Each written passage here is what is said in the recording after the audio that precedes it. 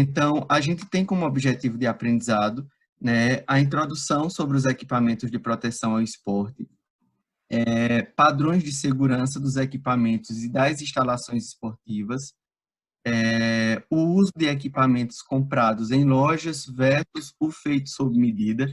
É interessante que vocês falem a opinião de vocês sobre o uso do material comprado em loja e o feito sob medida, porque às vezes um pode ser melhor do que o outro. Proteção da face, do pescoço, do tórax, do tronco, equipamentos de proteção de membros inferiores, proteção do cotovelo e punho e mão. Então, a gente vai estar abordando sobre todos esses equipamentos, né, que o atleta vem a usar na sua prática esportiva. A indicação para o nosso debate, a indicação bibliográfica é a fisioterapia esportiva, né, de Prentice. E a gente vai ter hoje como apresentador João Vitor, Laura Coutinho, Laura Nicole, Letícia Monteiro, Maria Taísla, Maria Vitória, Michele Batista e Raquel. A Luísa não está, né? Leiton, eu troquei com o Everton, lembra? Que eu apresentei o outro e Everton entrou no meu lugar. Foi, E Laura? Laura Novaes. Ô, Cleiton, eu também queria só salientar outra coisa. A gente havia feito, né, o estudo sobre o capítulo de Prentice, sobre o assunto. Sim. E aí eu não tinha me dado conta de que não ia precisar falar sobre a parte da produção de materiais. E aí a gente acabou incluindo no nosso trabalho e a gente também achou que iria acrescentar no trabalho, que era importante. Não, é válido, não tem problema não. Tá ótimo. Ah, ok. Só mais uma vez. Foi Laura Nicole, foi? Não, Coutinho. Isso. Trocou com Everton, não foi? Foi. Eu apresentei semana passada. Aí ele trocou. Ok. Beleza. Então, fiquem à vontade, gente. Tá, eu vou compartilhar a tela, tá? Ô, Cleiton, aí tu aceita. Ah, tá bom. Só...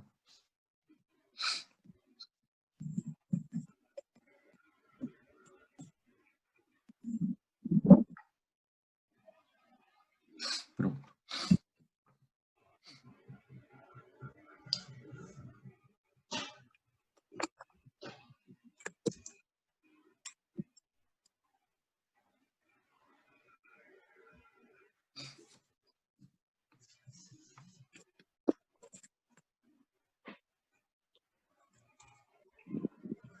Mas já está, filhos. Tá bem grandão, amiga. Tá exagerado, vão me dizendo aí, porque eu não sei apresentar trabalho por PDF, não, mas a gente converteu em PDF. Pra mim tá normal. Michele. Tá normal? Pra mim, sim. Tá. Eu queria que ficasse igual o slide, não tem quando fica igual Ajusta slide. a página, Michele. Lá em aí cima. Ficou agora. Aí ficou bom agora. Ficou? Ficou. Então, Pode tá. começar, Cleiton? Pode sim, pode ficar à vontade. Então, nosso grupo ficou responsável, né, pelo equipamento de proteção no esporte. E eu vou começar a falar sobre algumas dos padrões de segurança que esse equipamento necessita. Peraí, deixa eu só pedir silêncio aqui, viu?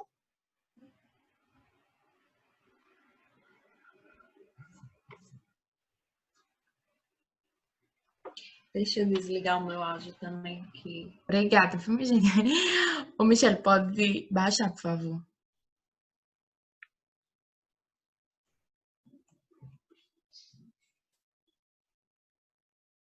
Pronto.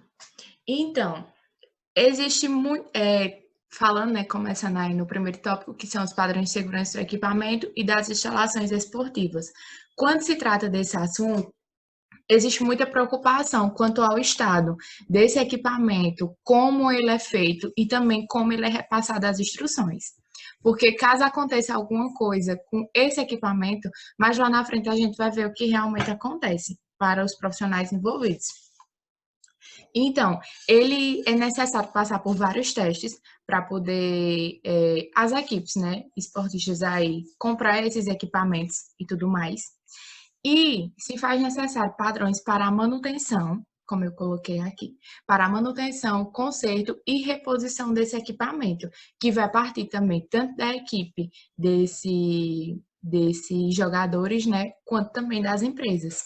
Só que o que acontece, quando se trata da manutenção, do conserto e dessa reposição, vai ser sempre para a equipe em si, o fisioterapeuta, como é, minha gente? O treinador, né? Ficar de olho quanto ao estado desses equipamentos. E outra coisa, na maioria das vezes, eu coloquei até um X bem grande. Na maioria das vezes, o equipamento velho passa da equipe principal para outros jogadores mais novos. E isso é altamente errado. Por quê? Porque vai aumentar o risco de lesões nesses atletas, né? No caso, mais novos. Então, ou seja, é altamente errado. Pode passar, tá, Michele?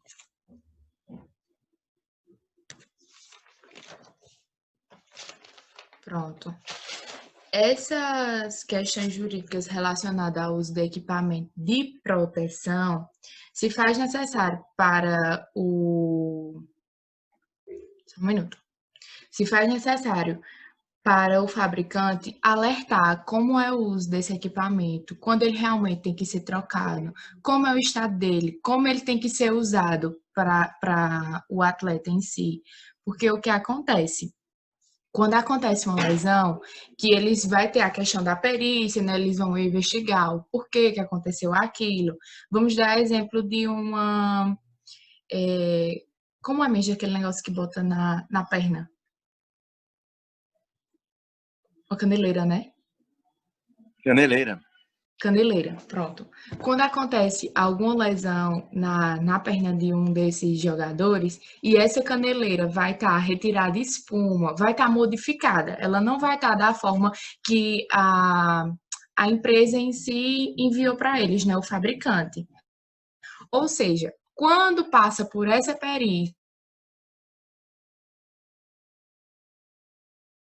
usava um equipamento, o fabricante é altamente punido, se não houver nenhuma modificação nesse aparato que eles usam, né?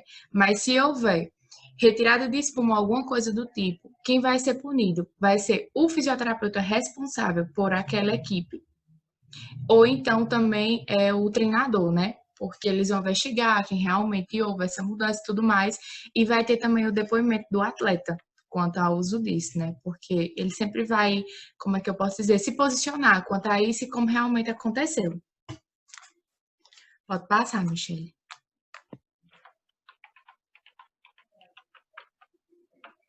Pronto, eu achei bem interessante essa parte de restauração e retificação do equipamento, porque eu realmente não conheço muito da área do esporte e... Ai, meu Deus, travou? Será que travou para eles? Tá travado minha voz para vocês? Tá normal, Thaísla. Tá, Normal, o Leitão tá travado. Tá normal. Agora o meu que tá travado, né? Tá. Eu declarei que tá travado. Então, mas estão me ouvindo? Sim, sim. Então, assim, Então, vamos continuar, tá? Deixa lá. Tá bom. Certo. Então, essa restauração e retificação do equipamento eu achei bem interessante, como eu tinha falado a vocês, porque eu sou muito leiga no assunto. Mas já existe uma organização lá nos Estados Unidos, sem fins lucrativos, para quê? Que faz testes para esses equipamentos. Ou seja, eles não transmitem um selo que diz assim, não, você realmente, o selo lá no equipamento, você realmente pode usar e você realmente vai estar acobertado, entendeu? Que isso aqui tá certo.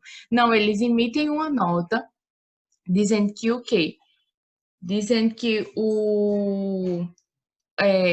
não é uma nota, é uma declaração, dizendo que eles podem usar, que está tudo certo quanto ao equipamento. E quando eles conhecem algumas equipes, eles também mandam, tipo, um papel dizendo que eles se comprometam, que eles façam inscrição, para sempre estar, como é que se diz, acobertado quanto realmente o que está usando.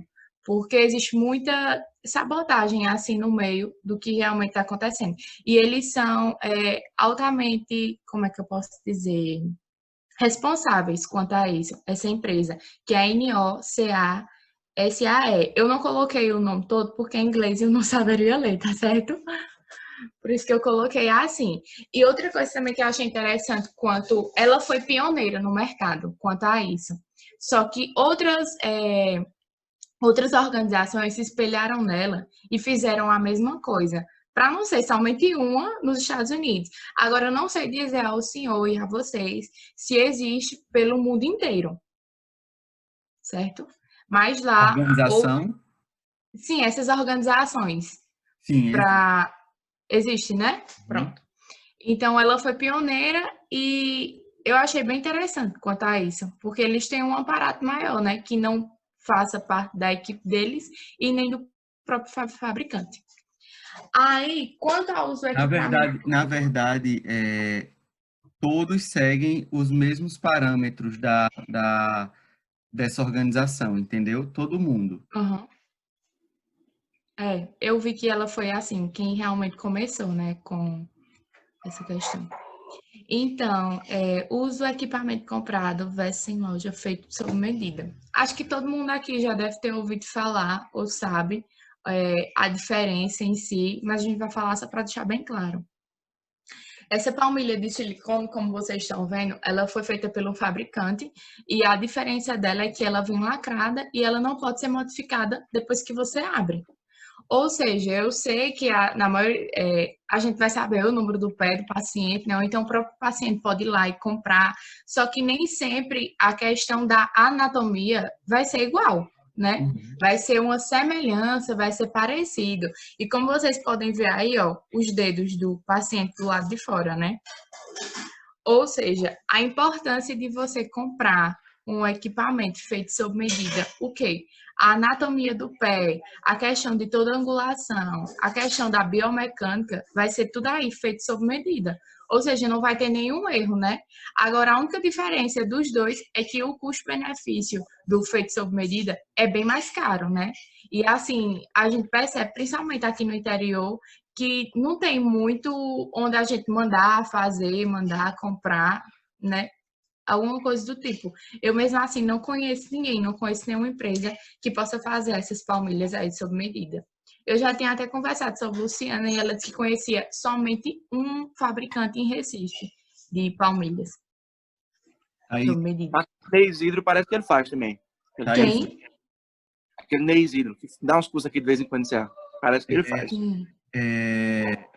Pronto, já é uma deixa para que vocês venham a pensar, né, nessas possibilidades. É um curso simples, né, às vezes de um dia, 2 dias, e você consegue fazer palmilhas adaptadas, entendeu? Para cada pé, e com certeza o paciente vai ter uma melhora dependendo da sua disfunção, né? Porque ali vai estar adequado para a anatomia do pé dele, né? Justamente. Biomecânica do pé dele. Então, já é algo a se pensar. E não é algo caro.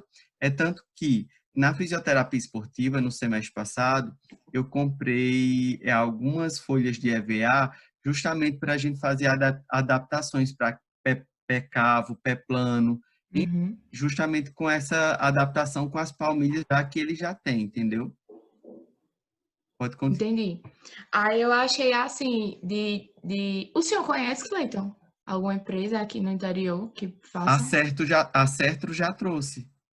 Foi? Já trouxe. Tem vários alunos de Campina Grande que produzem palmilhas. As palmeiras. Uhum. Que ótimo. Eu não tinha conhecimento. Então, minha gente, mas só para frisar aí, a única diferença entre as duas é essa questão, que ela vai vir a anatomia perfeita, a biomecânica perfeita, e tipo, você, se não der certo, você pode enviar para eles e eles vão fazer o reajuste do equipamento, diferente da que você compra no mercado, que depois que você abriu, acabou a garantia. Viu? Vocês têm alguma dúvida em respeito aos tópicos que foi passado acima? Tenho não, Thaísla. Não, Taisla. Pronto. Pode passar, Michele.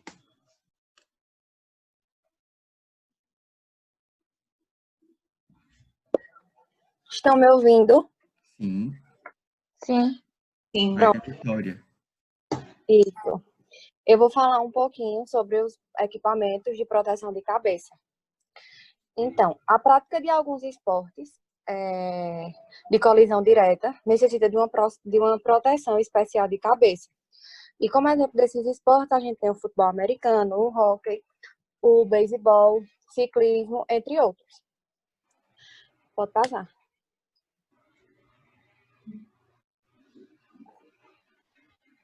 Eu vou falar um pouquinho do capacete do futebol americano. Os capacetes têm de suportar golpes repetitivos de grande magnitude e de velocidade baixa. Devem ser certificados pelaquela organização que Thaisa falou. Nossa. E nesses capacetes de futebol americano, eles têm um certificado no capacete explicando quais os riscos e o porquê da utilização dele. A armação desse capacete deve se estender até a mandíbula, a fim de uma proteção maior na lateral.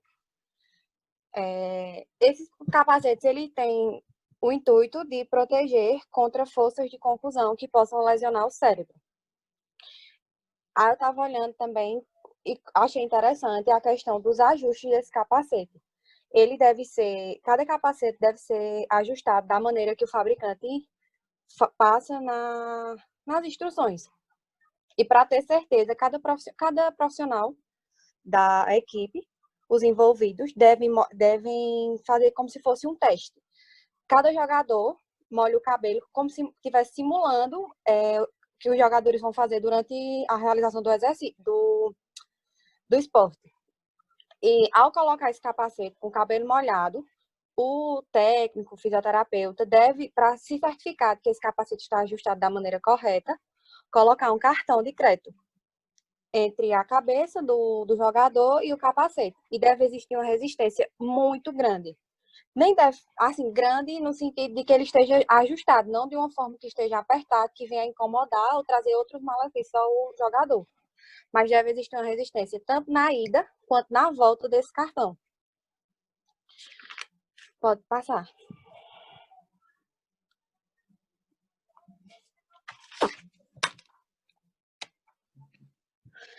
Falar um pouquinho agora sobre os capacetes de hóquei.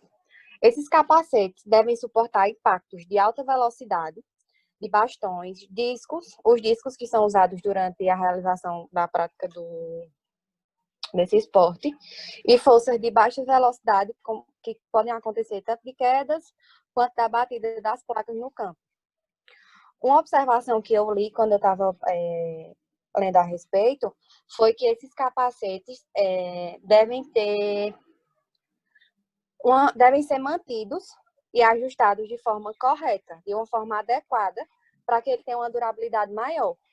E que, assim, não contrariando as coisas que Thaisa falou a respeito dessa questão de passar de um jogador para outro. Mas, tipo, se eles forem mantidos, ajustados de formas adequadas, que estejam em estado bem conservado, eles podem ser repassados para outros.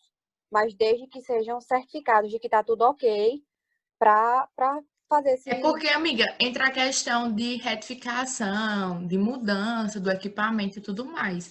Aí eu acho que a partir desse, né, se tiver tudo certinho, aí pode repassar. Mas é porque na maioria das vezes eles só passam, tipo, quando realmente não está prestando, né?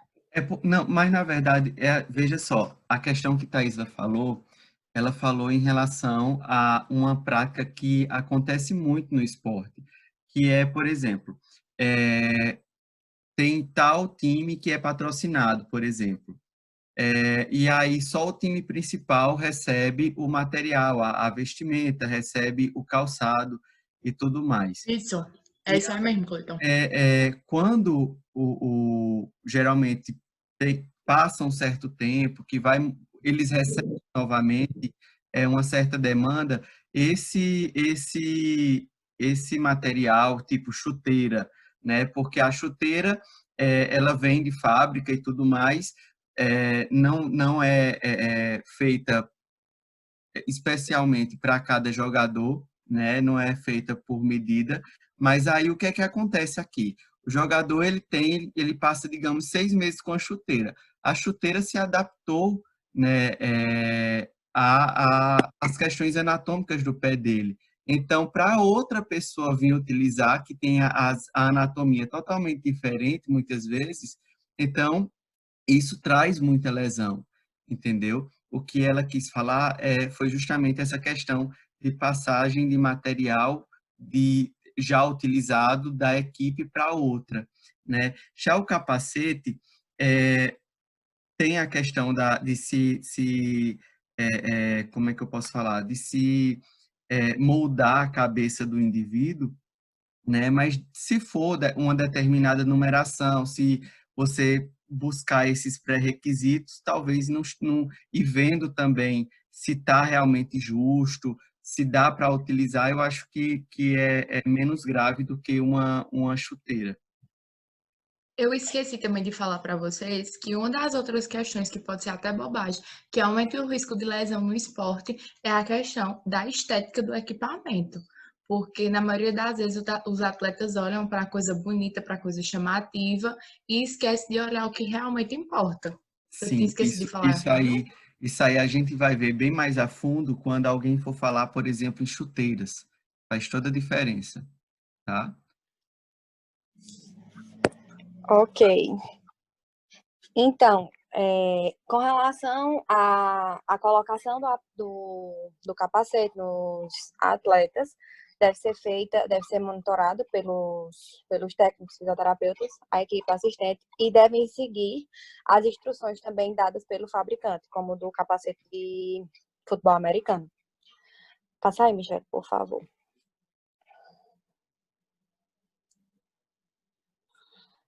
Falar um pouquinho agora do capacete de beisebol e de ciclismo. O capacete do beisebol, ele precisa suportar impactos de alta velocidade, mas não dispõe de tantos dados. Eles são mais simples.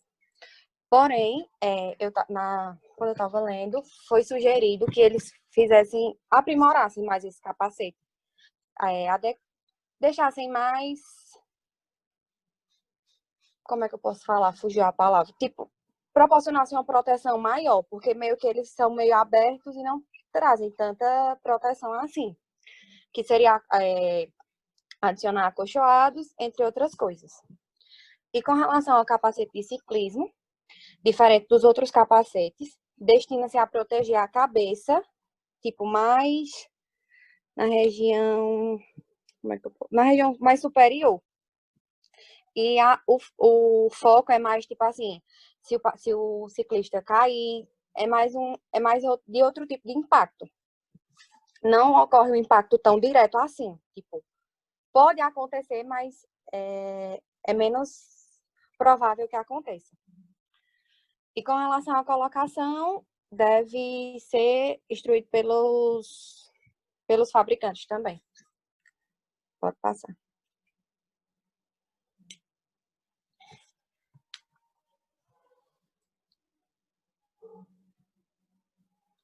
E com relação ao capacete de lacrosse, esses capacetes eles devem ser obrigatórios com os jogadores do sexo masculino.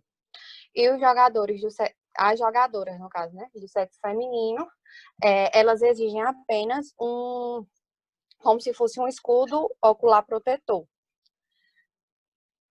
E também deve seguir as instruções dos fabricantes. Foi só isso.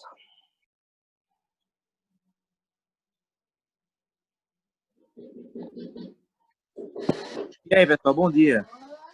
Bom Me deem dia. só um minuto, que meu irmão tá tirando o carro dentro de casa e tá fazendo um barulhozinho. Pode ser que esteja atrapalhando. Tá.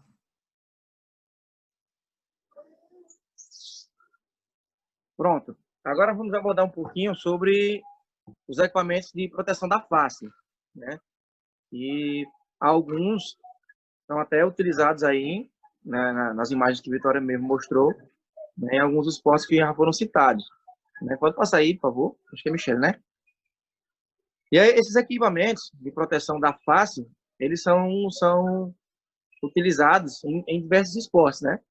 Não é tão comum nos esportes mais populares que a gente conhece aqui no Brasil, por exemplo, principalmente nos Estados Unidos, em algumas práticas esportivas que são bem populares lá, eles são bem utilizados. E aí eles são divididos em 5 categorias. São os escudos para a face inteira, a proteção para a garganta, os protetores para a boca, os protetores para as orelhas, os protetores para os olhos. E a gente vai conhecer assim a especificidade de cada um agora nos slides seguintes.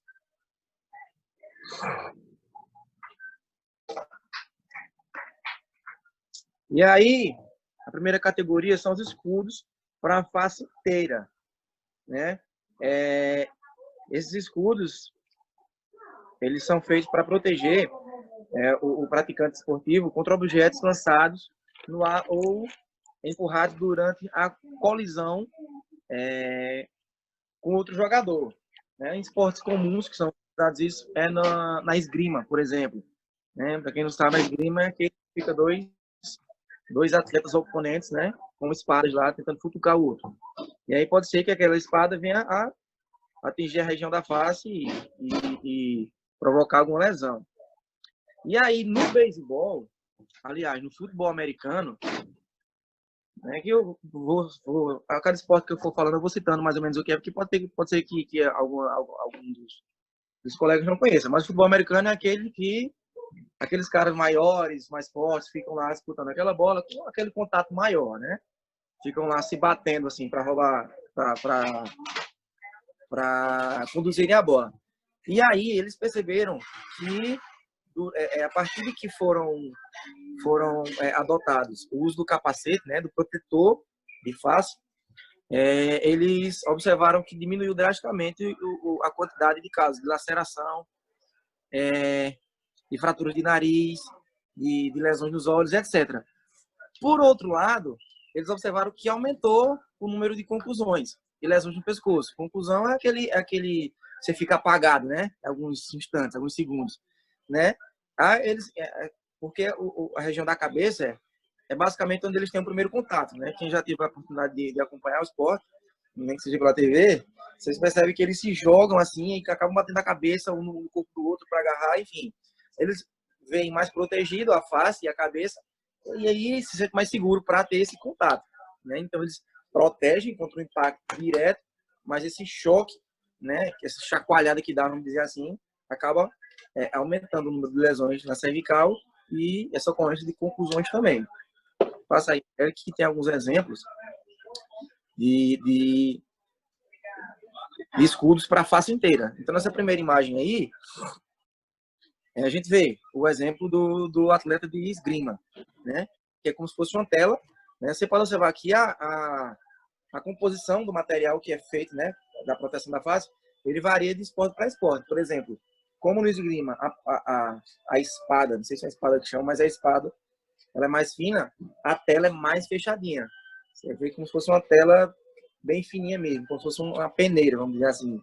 Para que não haja espaço para que passe a espadazinha e acabe lesionando a face do atleta. A segunda imagem da direita aí é o receptor de beisebol. Vitória mostrou um capacete de beisebol, né, que é só aquele capacete bonitinho, parecendo do Pocoyo, que só cobre a cabeça mesmo.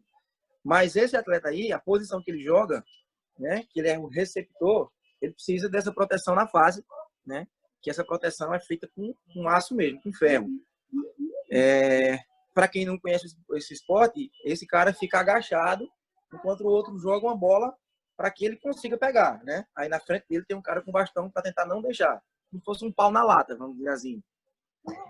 E aí esse aqui do canto inferior esquerdo é o atleta de lacrosse, que a Vitória também citou, né? Que esse lacrosse é como se fosse um hóquei aqui de gelo, só que ele joga em grama, né? E isso aqui é como se fosse, esse bastão que ele está segurando, é similar àquele limpador de piscina. Eles andam com a bolinha, que é um material bem rígido, bem duro, e eles tentam jogar para fazer o gol, tocar pro outro. Então, esse arremesso desse material também pode ocasionar de ele atingir a face. E esse aqui do canto inferior direito é o goleiro do hóquei de gelo. Você vê que ele é tudo protegido, ó, as mãos, as pernas, os braços, né? Porque o material, a bolinha, é um discozinho assim, acho que é de plástico resistente, não sei o material, mas ele é bem rígido, ele é bem duro. E com a força que ele é jogado, acaba o risco de lesionar gravemente esse atleta. No slide seguinte aí, acho que tem as fotos especificadamente assim de cada um.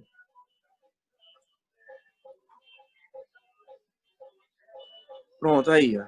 Essa letra A, esse primeiro capacete aí da letra A, essa foto foi tirada do livro de Prentice, é o atleta de futebol americano, né? Que você repara que há mais aberturas, né? Nesse o rosto dele, a face dele. Esse capacete B é o de beisebol, que é diminuído um pouco mais. Alguém me chamou? Não. Você vê que esse capacete B já é diminuído um pouco os espaços, né? Assim também o capacete C, que é o capacete de hockey no gelo, e o lacrosse. Então, os espaços são de acordo com o que o material pode atravessar e machucar o atleta. No slide seguinte, tem a foto aí de um jogador do time de beisebol, do Miami Marlins, que é um time lá dos Estados Unidos, de beisebol. Esse jogador aí, Giancarlo, ele foi atingido por uma bola de beisebol. Você vê aquele cara que fica lá, ele foi atingido, a bola de beisebol, que é uma bola pesadinha, ela a 141 km por hora, atingiu o rosto desse rapaz aí, e a gente vê o potencial de lesão que esses objetos que ficam aí, que são lançados nesse esporte, podem machucar o indivíduo. Né? Então a gente vê a importância do uso da proteção da face inteira. Pode passar aí.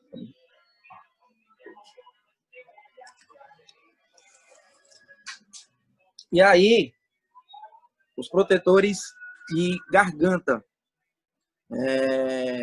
laringotraqueal. Apesar dele ser, assim, os acidentes, né, na garganta, os acidentes laringotraqueais, eles seriam tanto incomuns, mas quando eles acontecem, o risco de letalidade deles é muito grande. Eles têm um potencial de matar muito grande, porque imagine aquela lesão que o rapaz da foto anterior teve no rosto, se essa bola pega na região traqueal dele aqui, na região da laringe, né? O risco dele ir a óbito é muito grande. Então, aí, eles são comuns de ser utilizado esse material em receptores de beisebol, em goleiros de hóquei, em goleiros de lacrosse, que são esses exemplos que eu mostrei anteriormente, né? Que são uma bolinha menorzinha e mais pesada, que são jogados com mais força. E se pegar na região vital, como aqui, né, pode ocorrer uma obstrução das vias aéreas e o cara ia acabar indo a óbito. E aí ele é feito de duas maneiras. Ou ele é uma continuação do capacete, o capacete como se tivesse um queixo mais alongado, da imagem do canto direito, esse capacete em azul. Ou então ele pode ser separado, mas ele pode ser... Aí você acopla ele na parte anterior do capacete, para que ele proteja aqui a região do pescoço, né? A região da laringe, da traqueia aqui. Beleza? Vou passar. Espera só um segundinho que eu acabo já. Só um segundinho. Pronto. Aí os protetores bucais, né? Eles são esses aparelhozinhos aqui da imagem, né? Que é o protetor bucal intraoral, né? Que aí os traumas dentários, eles poderiam ser, na sua grande maioria, evitados com o uso desses dispositivos aí, né? Que eles absorvem os golpes no queixo e acabam prevenindo também aí as possíveis concussões, né? Porque o impacto no queixo, que seria direto, né? Que seria transferido aqui na TM para o seu crânio, ele é absorvido porque é um material um pouco mais molinho, vamos dizer assim. Ele acaba absorvendo um pouco o impacto e acaba também minimizando aí as lacerações nos lábios, na bochecha, as fraturas de mandíbula. Então, além de proteger só a carga dentária, ele também protege essa questão de lacerações aí também em toda essa região aqui da cavidade oral. E aí eles são divididos assim em 3 tipos, os protetores bucais, que está no próximo slide aí, que Michele vai passar. Eles são divididos basicamente em 3 tipos. São os protetores comuns, né? Que em geral são aqueles que tipo, a gente compra numa loja de material esportivo, né?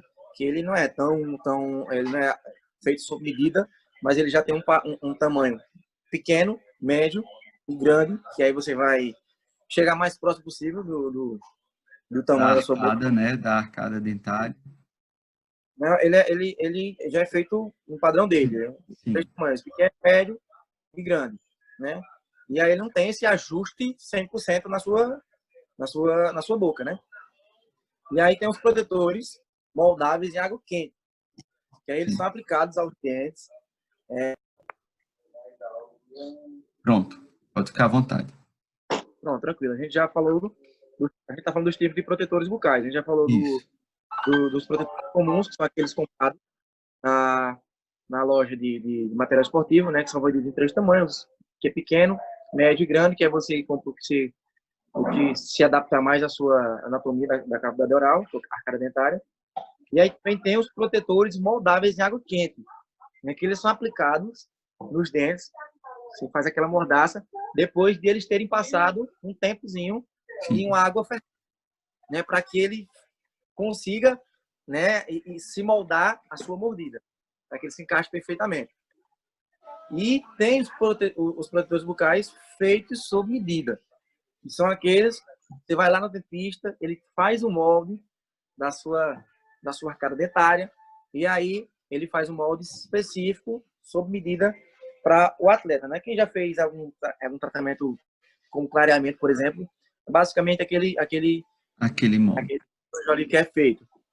E aí, obviamente, o melhor acaba sendo esse feito sob medida, né? Um tanto mais caro, mas ele é o mais indicado, né? Porque é interessante que o protetor fique bem ajustado dentro da boca para que ele não atrapalhe na respiração, para que o atleta não tenha que estar se preocupando em estar mordendo ele, em ajustando, né? Ou tá folgado, né? Exatamente. Esse protetor não pode estar folgado, ele não pode ser cortado só para deixar nas partes da frente aqui, ele tem que ir até o último molar, né? Se acontecer essa alteração, o órgão responsável por fiscalizar desvalida a garantia desse equipamento, né? Até porque um dos riscos, né, além de atrapalhar no desempenho do atleta, é se o atleta que cortar, ele pode acabar soltando e acabar nos movimentos do esporte, ele acabar sugando esse dispositivo e acabar obstruindo as vias aéreas dele, né? Então, ele tem que ser mantido nas recomendações que o fabricante impõe. Pode passar, Michele, por favor.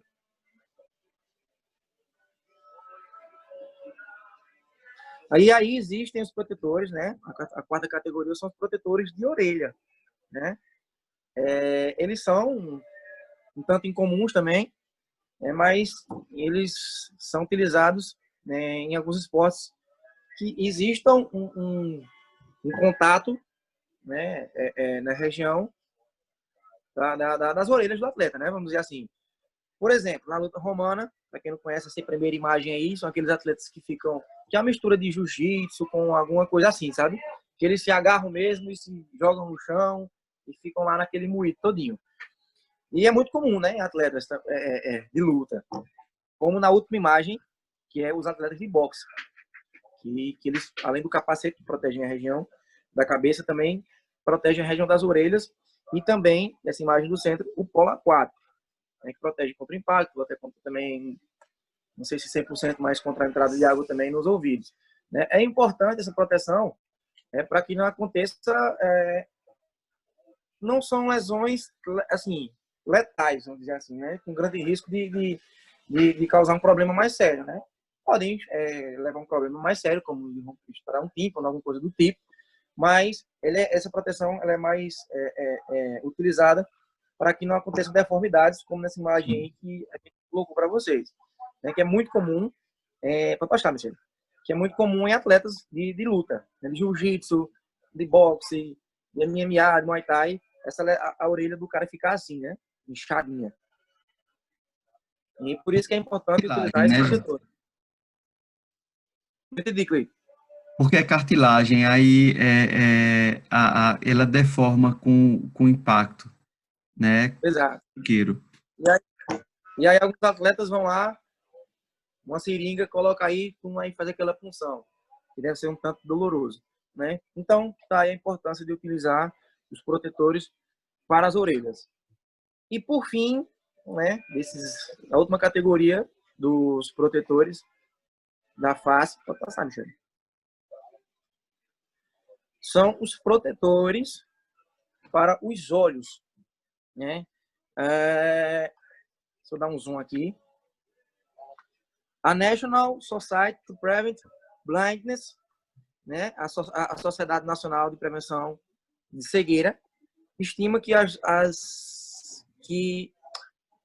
a mais elevada porcentagem de lesões nos olhos são relacionadas a esportes ou jogos. A gente não está falando de cegueira, de catarata, né, essas coisas, mas as lesões diretas, né, aos olhos, elas são, sua grande maioria, advindas de alguma prática esportiva ou de jogos, né? E aí é importantíssimo utilizar a proteção dessa região, né? E aí os acessórios para proteção devem ser específicos de cada esporte, assim como a gente mostrou lá naqueles protetores para face, né? Eles são específicos para cada esporte. E aí no próximo slide tem alguns modelos de óculos aí, algumas formas. Ah, não, acho que é no outro, não sei se eu coloquei também, mas enfim. E aí a proteção esse aparato, né, esse aparelho de proteção aí deve ser utilizado por todos os atletas que pratiquem esportes com projéteis em alta velocidade, né? Por exemplo, o cara do hóquei, o cara do lacrosse, o cara do handball, né? Todos esses esportes em que haja alguma coisa passando de um lado para o outro assim no ar, é interessante que se use para você manter a segurança da sua região orbital. E aí, aqueles atletas que precisam usar óculos, né? O cara tem a opção de usar o óculos embaixo, porém fica altamente desconfortável, porque fica suando, fica embaçando, fica caindo, fica aquele moído. Lente de contato também é uma opção que o cara pode utilizar.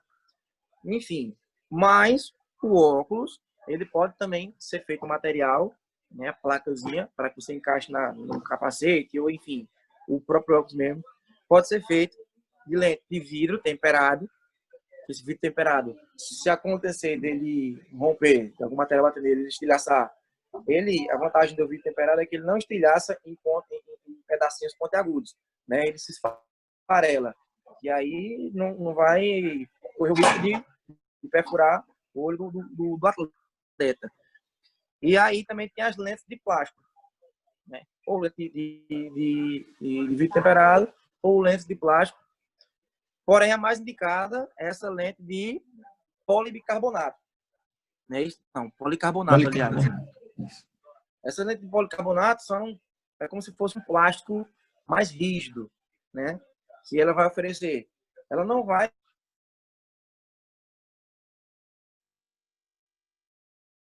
feito sob medida para ele. Ele vai oferecer essa segurança. Eu não sei. Não entendi. Eu não sei se o pessoal travou para o pessoal, mas para mim travou. Você pode falar de novo sobre a lente de policarbonato? O policarbonato, existem essas três opções: a de vidro temperado, a de plástico, né? A de plástico, ela oferece um prejuízozinho menor para a visão. Ele ele vai ter aquela questão de como é que eu posso dizer? Não vai atender a sua demanda visual, né? Ao seu déficit visual, ele não vai ser 100% atendida, né? Não vai ser 100% corrigido com a lente de plástico. A lente de vidro temperado, ela tem as suas vantagens, que aí ela pode se romper e não vai soltar estilhaço pontiagudo. Ela tem a vantagem também de quando exposta ao sol, ela escurece um pouquinho.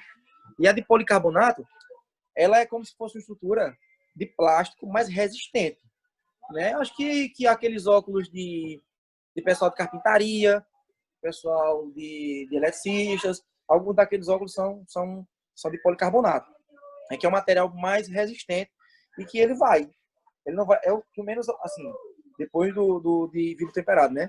É o que menos vai oferecer prejuízo à visão. Ele vai atender à sua demanda visual e ele vai ser o mais seguro com relação a quebrar, né? Que eu falei para proteger, é preparado para receber algum impacto forte. Então ele vai ser competente com relação a isso, né? E aí ele pode ser encaixado na tela, ele pode ser feito um óculos específico para você colocar mesmo, mas aí não sei, depende do capacete, se ele vai poder ser encaixado no capacete, mas ele pode ser a placazinha encaixada no capacete, e aí você vai atender a sua demanda visual, caso você use óculos. Se não, vai colocar lá e você vai proteger desses impactos. Beleza?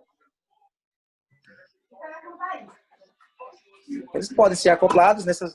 Aí, tem as imagens aí.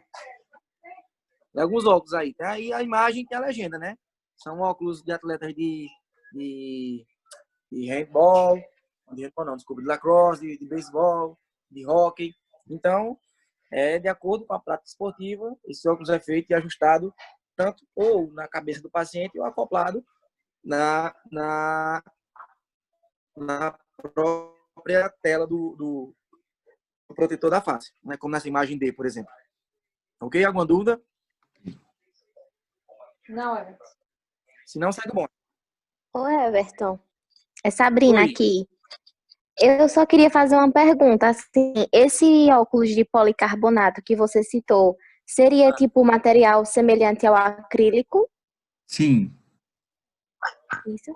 Acrílico é o que mesmo, hein? É como se fosse um É. plástico melhorado, ele se Melhorado, assemelha é. muito ao vidro. Ele é bem Exatamente. resistente. Pronto, então tá bom, obrigada. Bem resistente.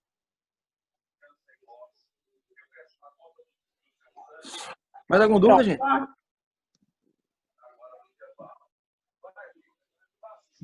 Não. Acho que não.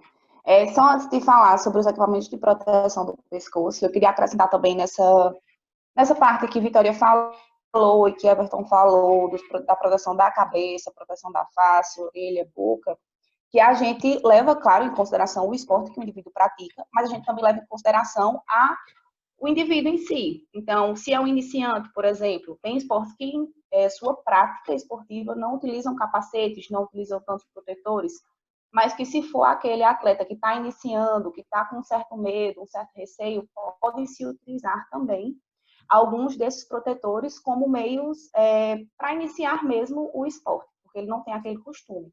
Como, por exemplo, no kickbox, no Muay Thai também, não é muito comum a gente ver eles utilizando tanto equipamentos de proteção, mas pode-se utilizar, dependendo justamente disso que eu falei, de idade, de se é iniciante ou não.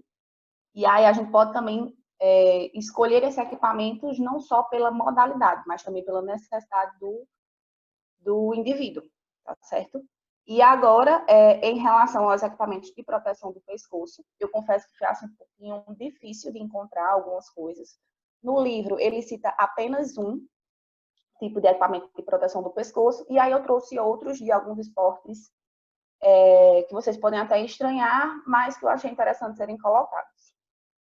O primeiro deles, e está justamente no livro de Prentice, é esse colar de cowboy, que ele vai ser fixado à almofada de proteção para o ombro, que a gente vai ver mais na frente quando estiver falando sobre proteção do tórax.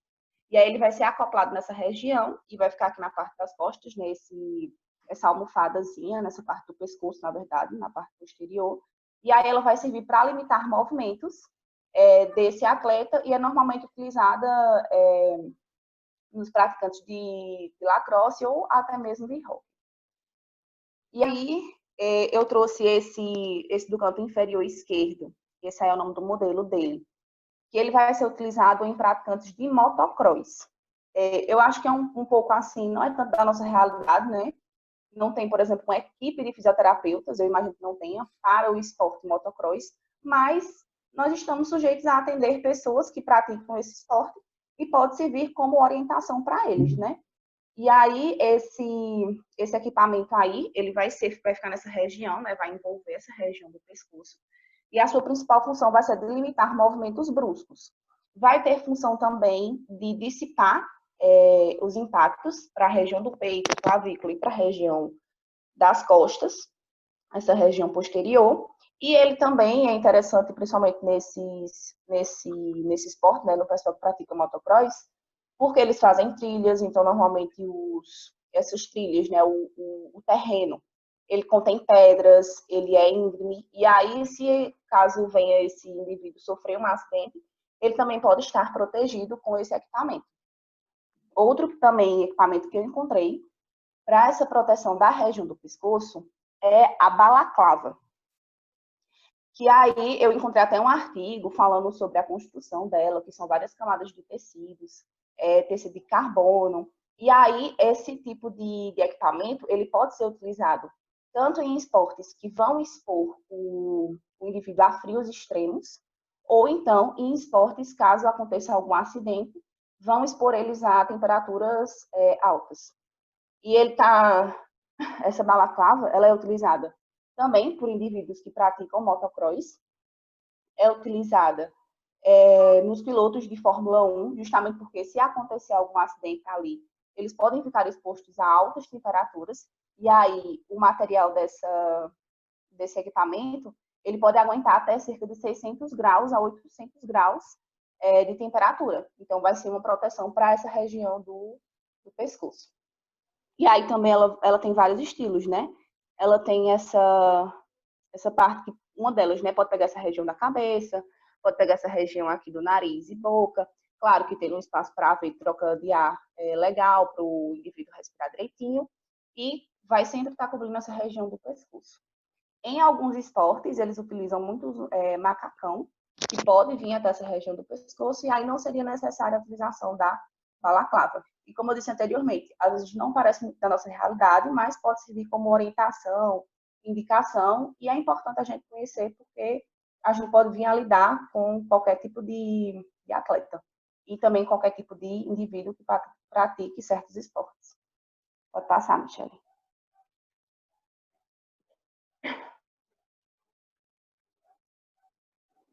Pronto, e agora em relação aos equipamentos do tronco e do tórax, né, a gente vai descendo o corpo do indivíduo. Pode passar, Michele.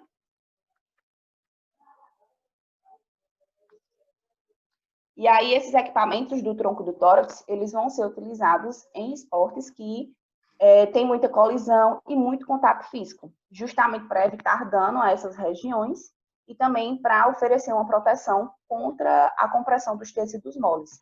Lembrando que a gente também tem que levar em consideração, né, que, na verdade, esses equipamentos eles são feitos levando em consideração as estruturas também que são mais proeminentes, que estão mais expostas, estruturas ósseas mais expostas, como essa região dos ombros, clavícula, as costelas, até mesmo a crista ilíaca superior. E aí, esses equipamentos eles são feitos não só para a compressão dos tecidos moles, para evitar essa compressão, para proteger os tecidos moles, mas também eles criam uma proteção com almofadas, alguns utensílios, alguns equipamentos mais fofinhos para colocar nessas regiões que tem menos quantidade de musculatura, menor quantidade de musculatura. E aí, vale lembrar também que para todos os tipos de equipamentos que a gente vai ver nesse trabalho, ele é projetado para proteção do atleta e não para oferecer riscos ao atleta que utiliza, como também aos outros jogadores. Então, é uma proteção e não uma arma que deve ser, uma arma, entre aspas, né, que deve ser utilizada no ambiente esportivo. E também, esse equipamento ele é projetado para a proteção e não limitação do atleta. A gente tem que escolher um equipamento que não vá limitar os movimentos necessários que aquele atleta vai precisar para desempenhar sua função e sua posição no esporte. Pode passar. E aí eu trouxe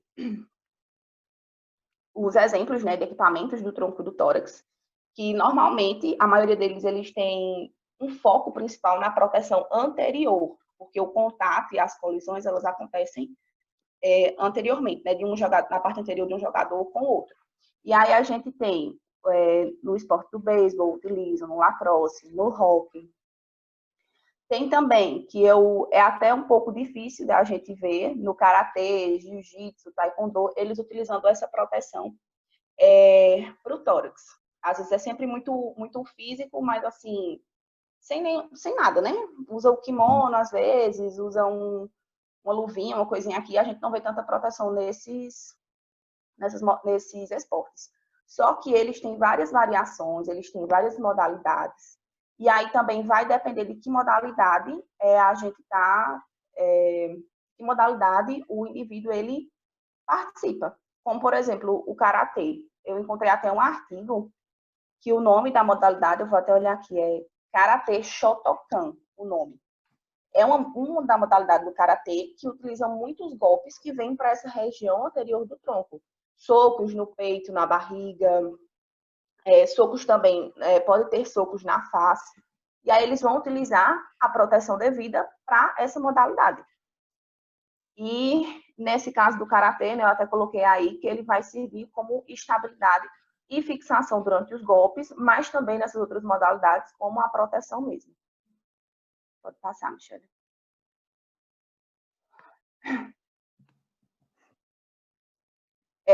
Outro tipo de equipamento, né, de proteção vão ser essas almofadas de proteção para os ombros, que são muito utilizadas no futebol americano, só que também elas podem ser utilizadas no hóquei como formas preventivas, para prevenir lesões nesse atleta. E aí vale ressaltar que essas almofadas elas são ajustáveis, e cabe ao fisioterapeuta escolher e ajustá-las ao biotipo do jogador, daquele indivíduo, se é mais magro, se é mais fortinho, ajustar legal, fazer com que fique confortável para ele também. E aí vai caber a gente identificar tanto esse ajuste, como também o tipo de almofada de proteção que vai ser utilizada. E tem esses dois tipos aí, a com cantilever e a sem cantilever. E o cantilever, ele vai ser uma estrutura que vem dessa região anterior do ombro e vai até a região posterior, então ele cobre tudo isso aqui. E aí, dá para observar a diferença de um que tem cantilever com um que não tem, porque a almofadazinha, ela acaba ficando arqueada. Ela fica um pouquinho arqueada, fica elevada, né? Como está nesse primeiro exemplo aí, com cantilever.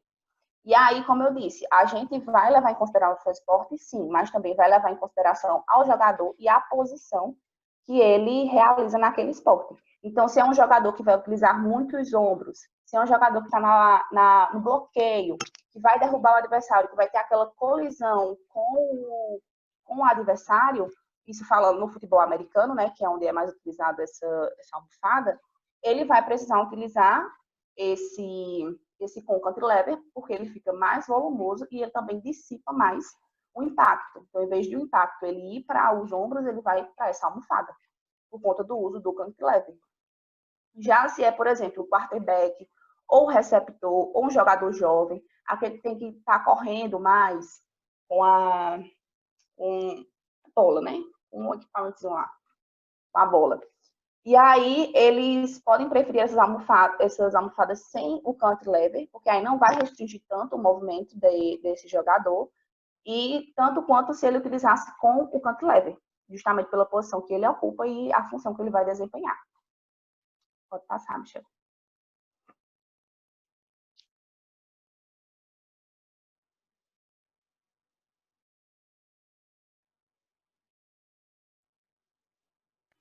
Passei demais, Leto. Foi nesse proteção para os ombros. Isso. E aí, esse que eu falei anteriormente, né, ele está no livro de Prentice, só que eu também achei esse outro equipamento que é para proteção do ombro, que eu achei justamente no site de motocross.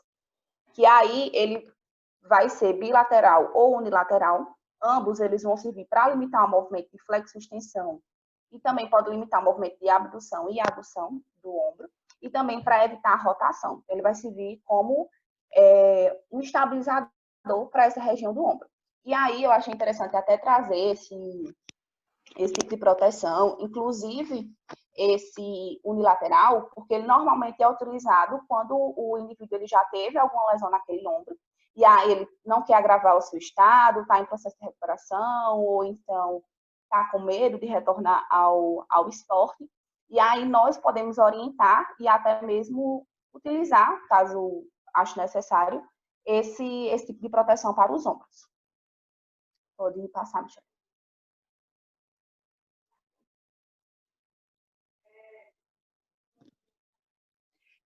Outro tipo agora de proteção para essa região do tronco é o sutiã esportivo, que ele vai ser utilizado nas mulheres. E aí, antes de falar propriamente sobre o sutiã esportivo, é interessante a gente saber o porquê de utilizá-lo, né? Então, na questão da anatomia da mama, do seio da mulher, ele possui, o seio, né, ele possui esses ligamentos de sustentação de Cooper. E como o próprio nome já sugere, né, ele vai fazer a sustentação dessa mama. E pelo fato dessa região ela ter pouca pele, ter pouco músculo, poucos ligamentos, se faz necessário algo que minimize os movimentos horizontais e verticais que os seios podem vir a realizar durante o movimento. Então, os movimentos verticais, os movimentos horizontais, é interessante minimizar eles para que não haja danos a esses ligamentos, para que o seio da mulher ela não fique flácido. E aí eles são muito utilizados em esportes de impacto, de salto, ou então que mantenham uma certa constância, como a corrida. Pode passar, Michele.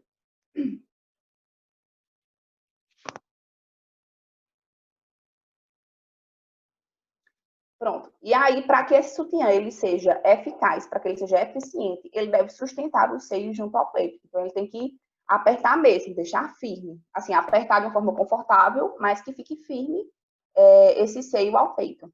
E aí, não é interessante utilizar os materiais de metal, ou pelo menos evitar, mas a gente vai ver mais na frente que tem um sutiã que ele utiliza esse material, só que é muito bem revestido, que vai trazer conforto, que vai proteger essa atleta. É interessante que as alças elas sejam com 2,5 centímetros. E como eu disse anteriormente, ele vai ser utilizado em esporte de impacto. Então, salto, corrida, bicicleta, esportes como boxe, treinos, até em treinos simples, como treinos de cardio, que já entre corrida, bicicleta, circuitos, e entre outros, eles vão ser utilizados. Então, se o esporte ele faz com que haja esse movimento vertical e horizontal do seio, é interessante utilizar um sutiã esportivo e apropriado tanto para o esporte quanto para a anatomia da mulher, né? Que vai utilizar esse sutiã. Pode passar, Michele.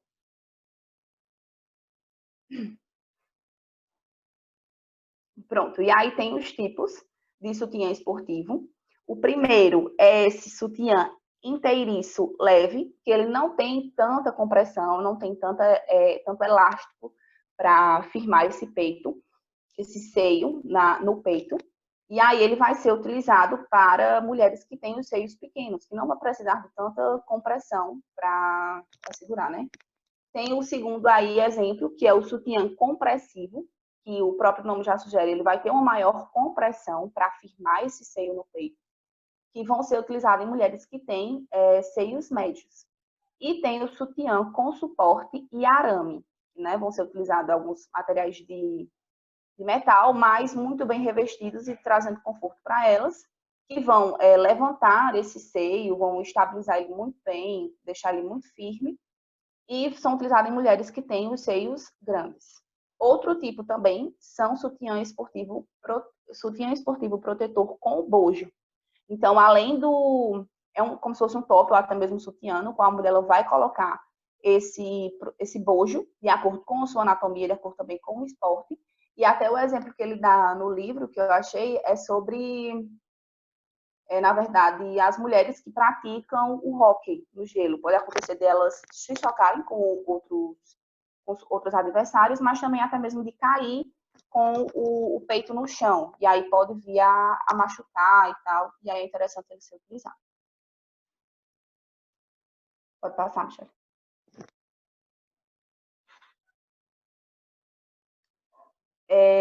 Deixa eu só falar uma coisinha antes do sutiã. É até interessante essa parte do sutiã esportivo, porque dá para a gente ver que a gente vai levar em consideração o esporte, mas também a anatomia da mulher e vamos escolher individualmente de forma individual, esse sutiã.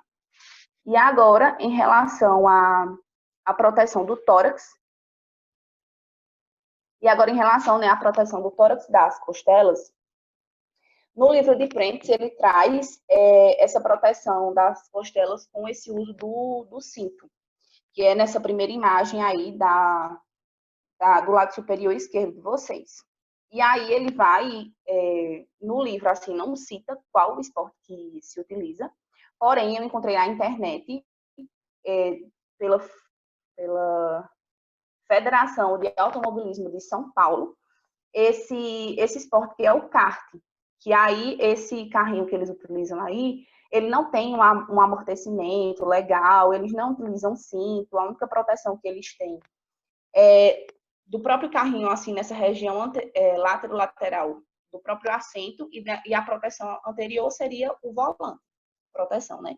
E aí eu vi que existem muitos riscos de fratura.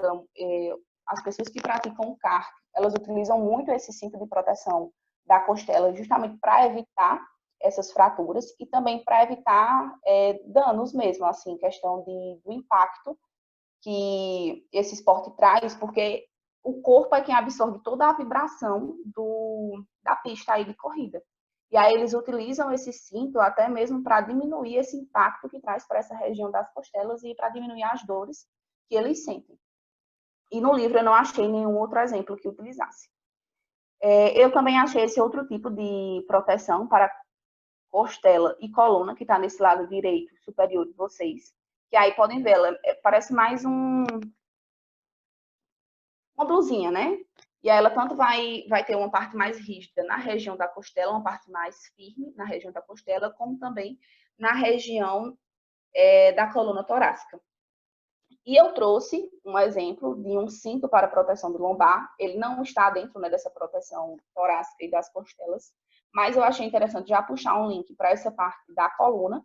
E aí esse cinto de proteção da lombar, ele é muito utilizado em indivíduos que praticam esportes com alto peso. Quando eles vão realizar competições e tal, a gente não vê eles utilizando esse cinto, mas em treinamentos eles podem utilizar. Se aquele indivíduo ele já sofreu algum dano nessa região lombar, está com medo de retornar ao esporte, utiliza o cinto para estabilizar mais essa região e para dar segurança para o atleta. Pode passar, Michele.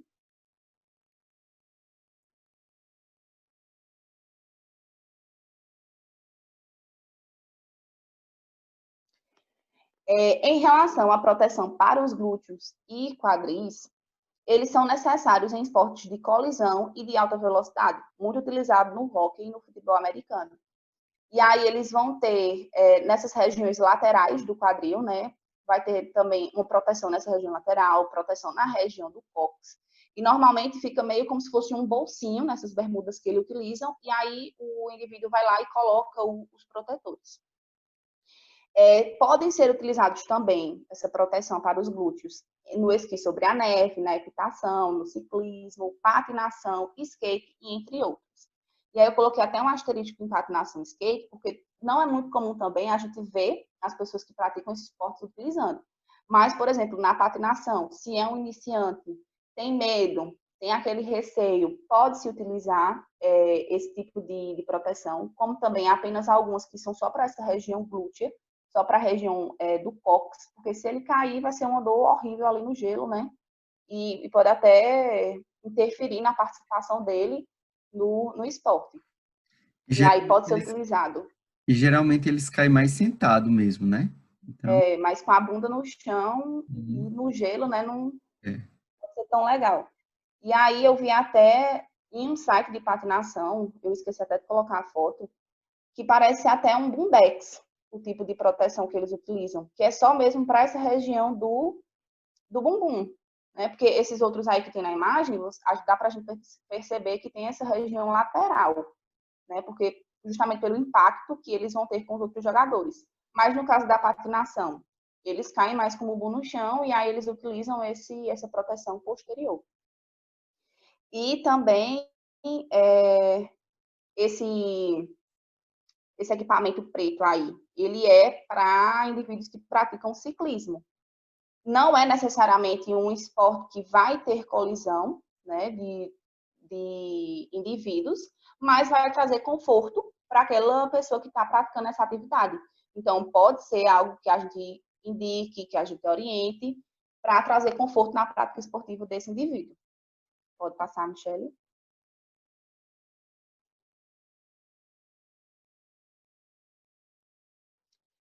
E agora, por último, para encerrar minha parte, né, que está se estendendo um pouco, tem essa proteção para a virilha e genitália, que ficam expostas, querendo ou não, e são muito utilizadas em esportes de alta velocidade, como hóquei, lacrosse e beisebol. E aí ele tem essa estrutura aí, vai ter um bojo que se coloca nesse suporte esportivo, e aí o homem ele vai, onde vai se encaixar, né, sua genitália. Só que eu vi também que ele pode ser utilizado, além desses esportes, né? Ele pode ser utilizado no boxe inglês, no kickbox, no Muay Thai, Karatê e entre outros.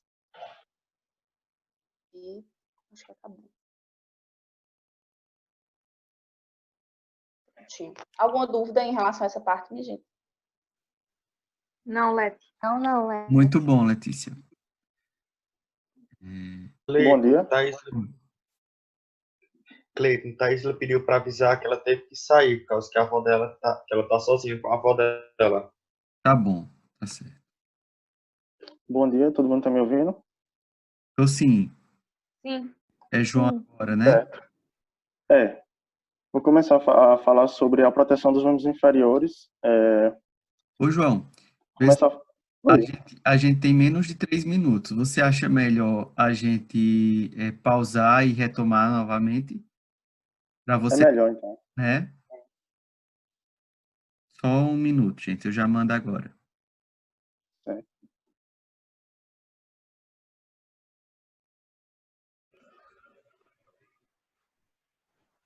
Pode sim, João. Fica à vontade. Como eu vinha falando, eu vou falar sobre equipamentos de proteção dos membros inferiores e eu vou iniciar falando sobre o calçado. O calçado, ele é um item de extrema importância porque ele acaba protegendo também indiretamente, além de proteger, obviamente, os membros inferiores, outras partes do corpo, porque, por exemplo, um calçado utilizado de maneira inadequada, ele pode alterar a biomecânica da marcha e, consequentemente, levar, por exemplo, a uma queda, e essa queda vir a cometer, por exemplo, uma fratura de punho ou de braço. Então, o calçado ele é um item de extrema importância porque, além de proteger os membros inferiores, ele também protege indiretamente outras regiões do corpo. Pode passar.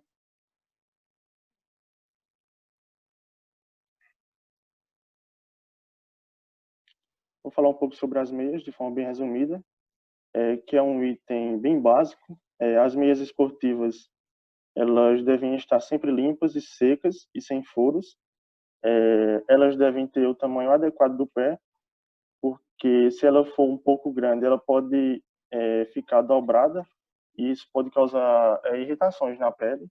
Ou se ela for muito pequena, ela também pode causar aperto, vamos dizer assim, nos dedos e causar, vamos dizer assim, impedir um pouco o fluxo sanguíneo da região. Pode passar.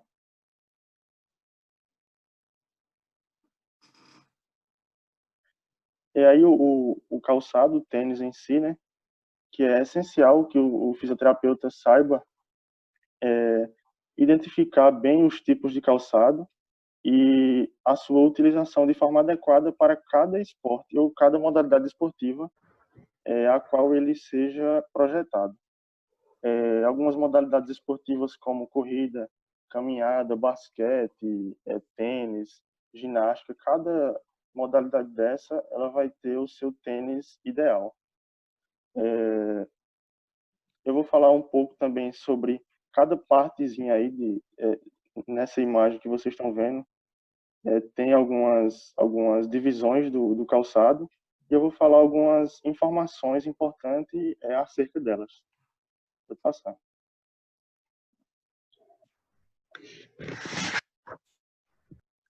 Começando pela biqueira, que também é conhecido como a parte, o bico, vamos dizer assim, do tênis, que é onde ficam comportados os nossos dedos. Essa parte é recomendável que ela tenha cerca de meio polegar de distância entre o dedo mais longo e o fim dela, para que não fique nem tão apertado e também não fique folgado. O solado, que a maioria dos tênis ou sapatos, eles possuem três camadas do solado. Uma é a camada grossa, que ela é esponjosa e ela é responsável por absorver a força da pisada no calcanhar. Tem também a camada do meio, que é a camada que é responsável por acomodar o médio pé e os dedos. E também a camada de borracha, que fica na parte do calcanhar. Ela absorve o impacto causada no calcanhar durante a marcha. E é essencial que a força dessa pisada no calcanhar ela seja absorvida justamente por essa camada esponjosa, para prevenir o surgimento de lesões por esforço repetitivo, tanto no tornozelo quanto no joelho. E essa camada também ela deve ser tanto forte quanto permitir uma certa tração, para que não seja muito dura e aumente aí e diminua a absorção do impacto. Também temos o solado interno, que é a parte que fica entre a cabeça do metatarso e o calcanhar. Temos a forma, que é o molde, basicamente é o molde usado para fazer o calçado. E ela pode ser de 3 formas. Ela pode ser reta, que o calçado, nessa forma, ele é preenchido na parte interna, ou seja, na parte medial, que vai aumentar a estabilidade da pisada em pessoas que possuem o arco do pé plano, que é conhecido também como os pronadores, pessoas que têm o pé plano, que têm uma descarga de peso maior na região medial do pé, o tipo de forma reta é o mais indicado. Também o formato semicurva, que destina-se ao pé normal, sem alterações biomecânicas. E o terceiro formato seria o de curva, que ele possui uma curva maior na parte medial do calçado, justamente para proporcionar um apoio maior nessa parte. E ele é indicado para pessoas que têm a pisada de pé mais lateralmente, que é conhecido também como os supinadores. Tem também o comfort do calcanhar, que evita que o calcanhar vire para os lados. É aquela partezinha que fica ali na região do tendão de Aquiles, meio que ela abraça ali o tendão de Aquiles. E ela impede que o tênis ele escape do pé durante a marcha, meio que ele agarra ali o nosso calcanhar quando a gente tira o calcanhar do chão, e também quando a gente faz movimentos de inversão, eversão, flexão, plantado, dorsiflexão, ele não deixa que o tênis ele saia do nosso pé. Também o cabedal, que é a parte de cima do calçado, a parte que vai recobrir o dorso do nosso pé, ela deve ser leve e bem ventilada. O suporte do arco, que ele deve ser feito de um material bem durável. E também ele deve ter uma forma harmônica com a da palmilha, porque é onde a palmilha vai ser encaixada, no caso de sapatos que a palmilha não é aclopada. E o preço, que geralmente é a principal preocupação na hora de comprar um tênis. Geralmente, principalmente atletas de esportes amadores, quando vão comprar algum tênis para praticar sua modalidade, o principal quesito que é analisado é justamente o preço. Mas, para se fazer uma escolha ideal, a gente deve orientar para que nem sempre só apenas o preço seja levado em conta, e sim o tipo de modalidade e o material e o formato em si seja levado em conta, porque isso é o que realmente vai importar no quesito de prevenções de lesões. Pode passar.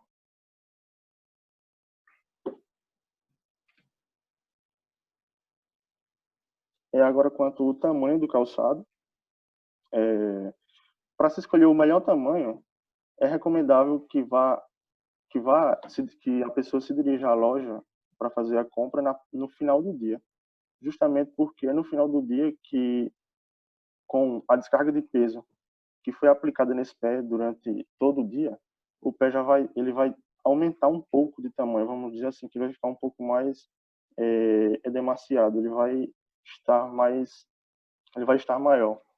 Então, se você for escolher um tênis de manhã, você pode acabar escolhendo um tênis menor do que o ideal para você, porque o seu pé vai estar, vamos dizer assim, mais fino, entre aspas.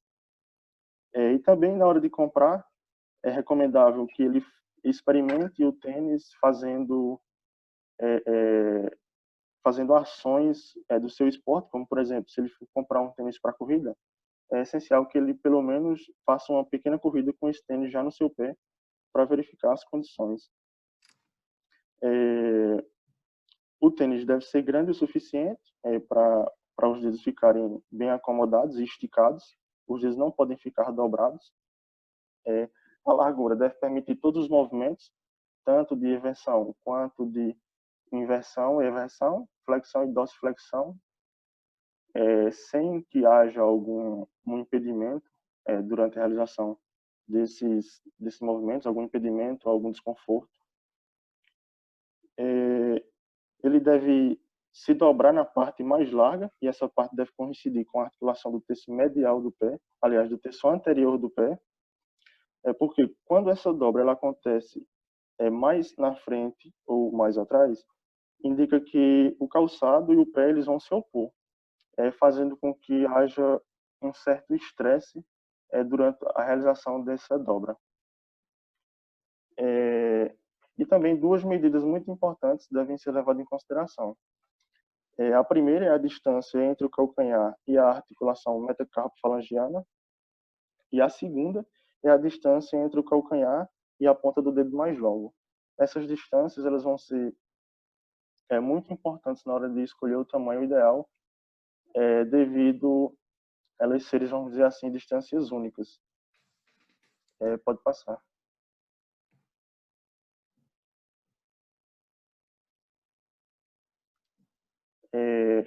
As órteses agora, as órteses para os pés, que é um acessório destinado a corrigir alguns problemas biomecânicos que existem nos pés e que esses problemas biomecânicos sejam potencialmente lesivos. Geralmente ele é um suporte de plástico, ou borracha, ou couro, que ele é usado e colocado no calçado para substituir a palmilha. Ele vai substituir a palmilha e de acordo com as necessidades necessidades individuais do atleta. E aí alguns exemplos de palmilhas, de órteses, aliás, para os pés. Elas são feitos de acordo com as medidas individuais. Ele não é um item padronizado. Diferentemente das palmilhas para os pés, que são palmilhas que geralmente são encontradas em lojas de esportes, e elas têm um tamanho, vamos dizer assim, padronizado. Elas não se destinam a um indivíduo em si, mas sim, elas são feitas sob um tamanho e medida padrão e são vendidas. E muita gente compra dessas palmilhas, são, acho que as mais usadas, porque geralmente os atletas amadores, principalmente, não se preocupam em adquirir uma palmilha ideal para si. Tem também os suportes de calcanhar, que eles podem ser usados para uma série de condições, como, por exemplo, bursite de calcanhar, tendinite do calcâneo, esporão, que ele vai justamente minimizar o impacto sobre o calcanhar. Também vai fornecer um maior amortecimento durante as atividades do indivíduo. Só. Sim, esqueci de falar sobre a questão das chuteiras. Só um adendo é que nos Estados Unidos o tamanho máximo permitido dos cravos das chuteiras são de 1,27 centímetros. Isso é regulamentado. Não sei aqui no Brasil como fica a situação. No livro ele não especifica muito bem essa questão. E as chuteiras elas são consideradas um calçado de solado especial e são usadas principalmente quando se joga em superfícies, entre aspas, irregulares, como gramados ou superfícies sintéticas, como grama sintética, entre outros, ou até mesmo na terra. Eles ficam debaixo das principais articulações, ou seja, os cravos eles não são colocados de maneira aleatória no solado da chuteira.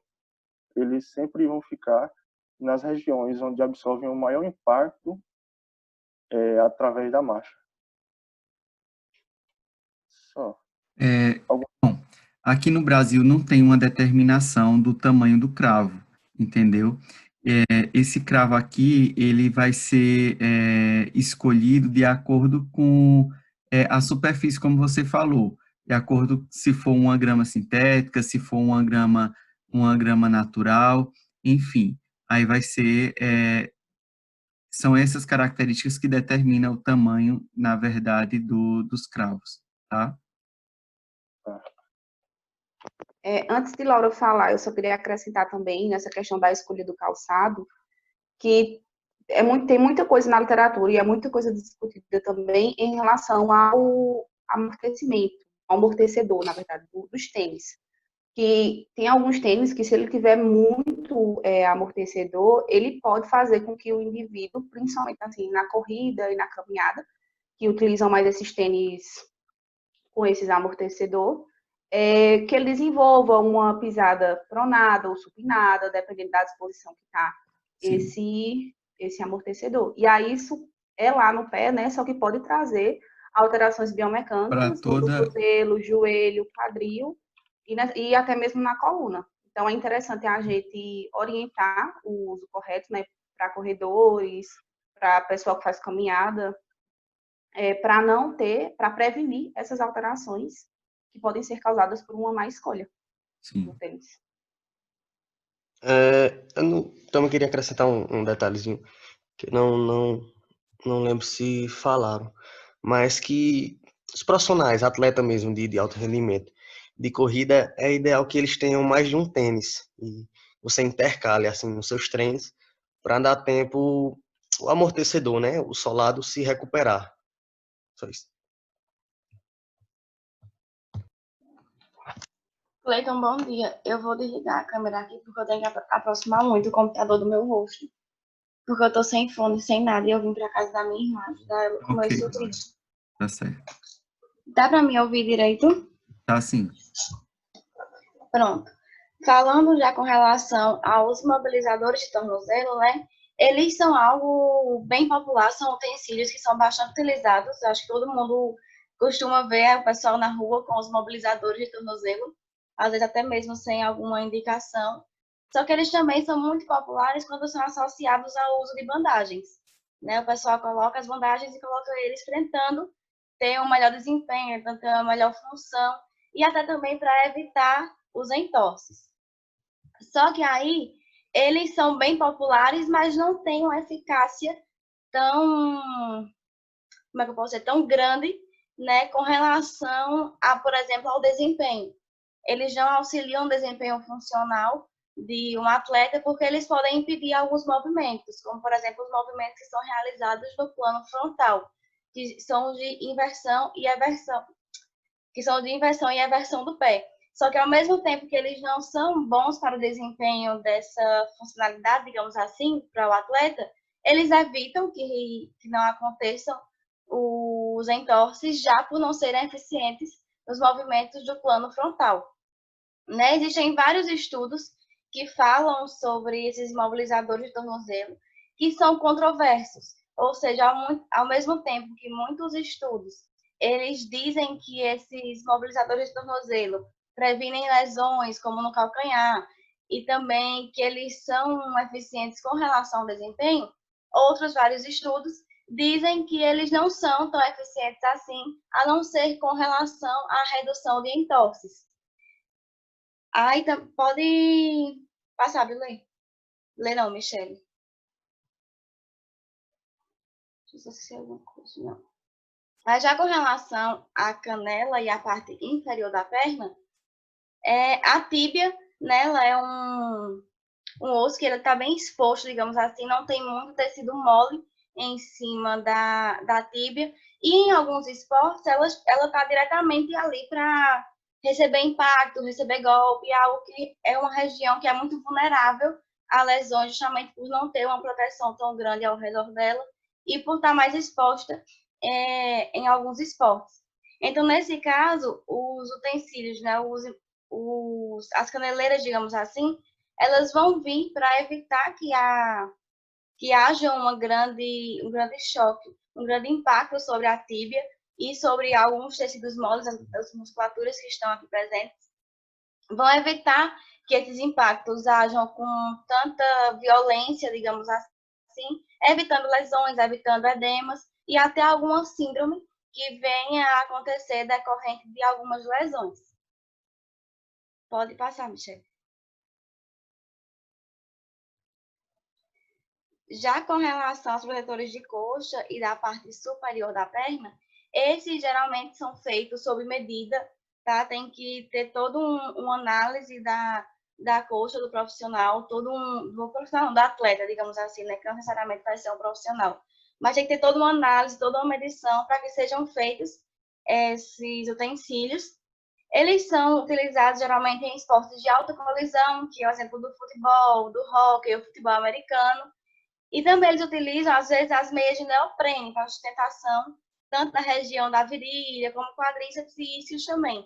Mas essa utilização de meias de neoprene geralmente vai acontecer quando já tem algum tipo de lesãozinha ali, estão querendo evitar que essa lesão ela progrida, digamos assim, que ela aumente. Então, vão utilizar essas meias de neoprene junto com os protetores para a coxa e da parte superior da perna. Aí tem uns exemplos aí para vocês também. E pode passar, Michelle.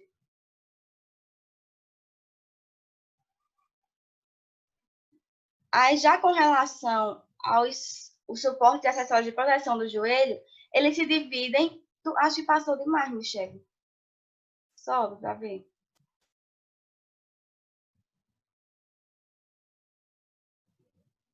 Ficou faltando um slide. Tá bom, mas pode descer, eu explico.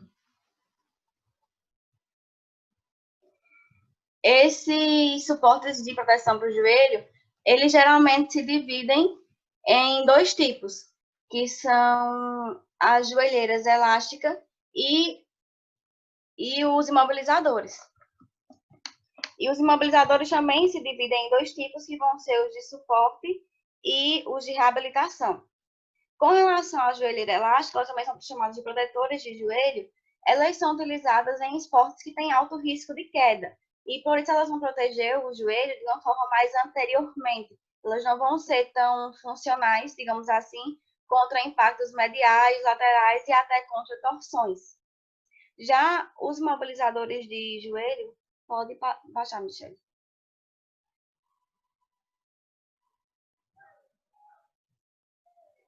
Os imobilizadores de joelho, eles vão atuar de uma forma mais geral, digamos assim, no joelho, vão imobilizar ele de uma forma melhor, e por isso eles vão prevenir lesões também de forma medial, lateral, assim, de uma forma que a joelheira, ela não ajuda, não protege, digamos assim. Então, os imobilizadores, eles são feitos justamente para prevenir, principalmente, lesões no ligamento colateral medial. Mas aí já vem aquela questão da controvérsia de novo, e alguns estudos dizem que tem muita evidência de atletas que sofreram lesão no ligamento colateral medial e mesmo assim estavam usando o imobilizador, ou seja, o imobilizador ele não teve a sua principal função, ele não atuou sobre a coisa que ele mais deveria atuar, que era impedir lesões do ligamento colateral medial. Aí os imobilizadores de joelho, eles se dividem em dois tipos, como eu já falei, que é o de reabilitação e o de desempenho funcional. Os de reabilitação, como o próprio nome já diz, eles são usados para reabilitação, geralmente pós-procedimentos cirúrgicos, pós-reconstrução, reconstrução não, como é que eu posso dizer? Pós-reconstrução de estruturas da articulação, e também eles são mais maleáveis do que os mobilizadores funcionais, já porque por ter ali um processo cicatricial, né, um pós-cirúrgico, o decorrer do tempo vai nesse, como é que eu posso dizer, meu Deus? Ele vai meio que pedir que haja um ganho de ADN. Por isso ele vai ser mais flexível, vai ser mais maleável. Vão ter algumas dobradiças nele que vão permitir que haja, com o ajuste, né, um aumento progressivo da amplitude de movimento dessa articulação.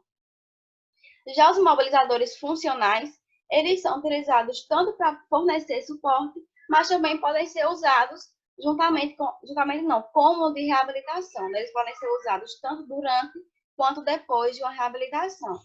Aí nessa figura mostra alguns exemplos de imobilizadores de joelho.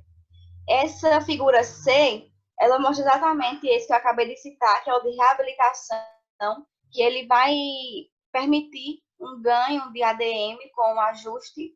E a figura B já mostra um que é mais funcional, que você vai poder usar tanto durante quanto no pós-reabilitação.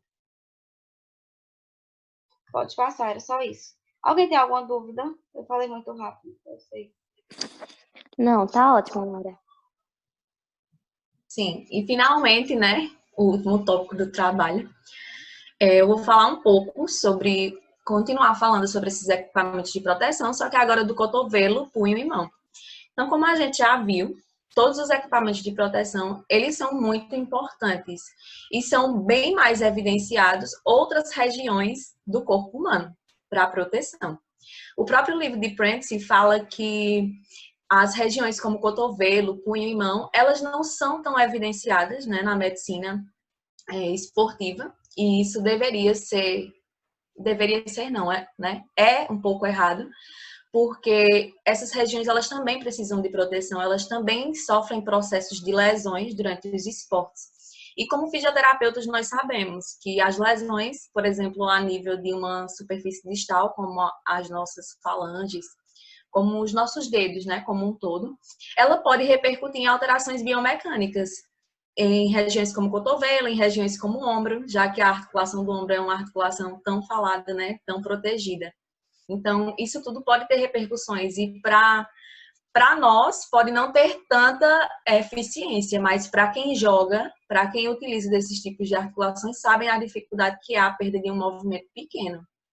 Então, eu vou começar só realmente mostrando alguns equipamentos de proteção, porque até mesmo o livro não mostra tantos equipamentos de proteção para essas regiões. E se existem esses equipamentos, eles não são utilizados corriqueiramente durante as práticas esportivas. Aqui nós temos uma proteção de cotovelo, as cotoveleiras, que normalmente não se é tão vista nessas práticas esportivas, mas elas servem ali para estar protegendo essa região. Proteção de punho e mão, nós temos várias, né, diversas, e aí a gente sabe que a gente consegue ver as pessoas usando isso no dia a dia, mas em algumas práticas esportivas, elas também podem ser utilizadas. Alguns esportistas optam por não utilizar, porque às vezes acaba incomodando a prática esportiva, já que normalmente essas pessoas que mais deveriam usar, né, essas proteção de mãos, são, por exemplo, quem joga, né, esportes como handball. E aí, muitas vezes, as pessoas optam por não usar, porque aquilo incomoda, dificulta uma jogada. Então, eles preferem correr o risco do que estar ali com um aparato de proteção. Mas também podem ser utilizadas em academias, em crossfits, a gente pode até fazer o uso desses equipamentos. E aí tem luvas, que são as duas únicas luvas que são bem conhecidas pelo livro, e eles citam lá, que é essas luvas de lacrosse e a do futebol americano, que são realmente utilizadas. Né? Todos esses, na verdade. Essas aqui, as luvas de crossfit e a luva de boxe, que aí sim, elas são inseridas e são amplamente utilizadas. Diria que dessas todas que foram abordadas, as de lacrosse, futebol americano e as de boxe, elas costumam ser as mais utilizadas. E as proteção de dedos, a gente também não vê muito o seu uso, mas é muito importante para jogadores de vôlei que podem fazer o uso dessas proteção de dedos, ou até mesmo, como eu já falei, no handball, elas poderiam ter essa utilização, embora muitas vezes não queiram, né, fazer uso. E aí foi bem resumida, realmente, essa parte das proteção de cotovelo, punho e mão, porque não são habituais, apesar de necessárias. E aí eu vou começar a inserir um tópico que fala sobre a fabricação de acessórios para suporte e proteção. Então, todos esses aparatos que foram falados hoje durante o nosso trabalho por todos os colegas, alguns deles, é claro que a gente não vai conseguir fazer essa fabricação, porque são aparatos realmente profissionais, que são feitos por grandes empresas, e aí a gente não tem acesso a esse material todo. Só que alguns materiais, eles são comuns na nossa prática diária, que a gente pode ter acesso como profissional fisioterapeuta esportivo, se essa for a nossa área, e aí a gente pode optar por realmente construir algum desses aparatos com materiais fáceis que nós tenhamos no dia a dia. E deixa eu passar logo aqui. E aí a gente pode fazer a classificação desses materiais. Eu vou apresentar para vocês alguns materiais, é claro que existem vários. E aí, para que servem esses materiais? Podem servir para fazer palmilhas, para fazer órteses. Depende muito do que você, como fisioterapeuta, queira alcançar com esse paciente. Então, às vezes, você precisa ter uma imobilização da região com ele, né? Por exemplo, sofreu uma lesão a nível de cotovelo, mas aí a gente vai imobilizar esse cotovelo enquanto faz aquele processo ósseo cicatricial dessa região, mas a gente não vai deixar de trabalhar a região como punho, como mão, como dedos. A amplitude de movimento precisa continuar. A região de ombro também, porque a gente não vai estar ali mexendo na região do cotovelo, mas todo o arcabouço próximo deve ser continuado com a fisioterapia. Então, se nós tivermos essa opção de criar um aparato para o nosso esportista, será muito bom, porque quem melhor que nós, fisioterapeutas, que conhecemos a biomecânica articular desse paciente, conhecemos a necessidade a ser alcançada desse paciente e somos totalmente aptos a construir esses equipamentos, se a gente tem o conhecimento do material e da necessidade do paciente. Então, eu vou citar alguns aparatos aqui que a gente consegue ter numa clínica de um fisioterapeuta esportista. São materiais comuns, materiais baratos, alguns, e de fáceis acessos. Se a gente conseguir pesquisar, dar uma olhada, né, na questão financeira, é possível sim ter na clínica e conseguir ajudar o nosso paciente e ainda ter um bom retorno em relação a isso. Então, os primeiros materiais são os materiais moles. E aí, são separados em materiais moles e materiais rígidos, porque quando, por exemplo, nós precisamos fazer uma contenção no paciente, em uma região de punho, por exemplo. Antes de fazer essa contenção, a gente precisa ter o conhecimento dos materiais que são moles, porque eles serão a primeira camada a ser colocada. No caso, seria a primeira camada fininha, que eu enroscaria no punho. E depois o material rígido, que eu vou colocar como segunda camada. E precisa ser uma camada mais resistente para dar essa estabilização necessária a essa articulação. Então, dos materiais moles, nós temos a gaze e o algodão. Depende muito da necessidade, porque a gaze ela consegue ser esse material que se acomoda bem nessa superfície, e o algodão também. A diferença entre eles seria pela questão da temperatura. Às vezes a gente pesquisa um material que não seja tão quente para esse paciente, porque a gente tem que pensar nesse sentido, e que seja também reutilizável, no caso. Nenhum desses dois materiais, eles conseguem ser reutilizáveis. Então, se você optar por colocar uma gaze como primeira camada dessa contenção desse paciente, você vai precisar ficar trocando. Porque se é um esportista, às vezes ele lesiona, por exemplo, uma região de punho, mas aí ele vai continuar tendo esses treinamentos esportivos comuns. É claro que com cautela, mas ali a fisioterapia vai estar continuando treinando esse paciente. Então, para que não haja um risco tão grande, a gente vai fazer essa contenção. E aí, com certeza, a gaze e o algodão não seriam tão eficientes nesse sentido. Mas se são lesões comuns, são coisas que eu sei que eu posso estar trocando dia a dia desse paciente, eu posso sim utilizar a gaze ou algodão, dependendo das condições que eu quero. O algodão, ele chega a ser mais confortável para o indivíduo, porque ele tem essa consistência de ser mais fofinho, né? De ser mais colocado bem ali naquela região. Já a gaze não. A gaze ela não tem esse conforto tão grande para o paciente. Então, seria para um paciente que não tem tamanha lesão, né? Vai depender do grau que a gente se encontra com esse paciente. E aí, outros materiais moles que o livro nos apresenta é o material de felcro adesivo, que é aquele felcro que a gente conhece, o comum, que tem a região fêmea e a região macho, e aí a gente junta, né?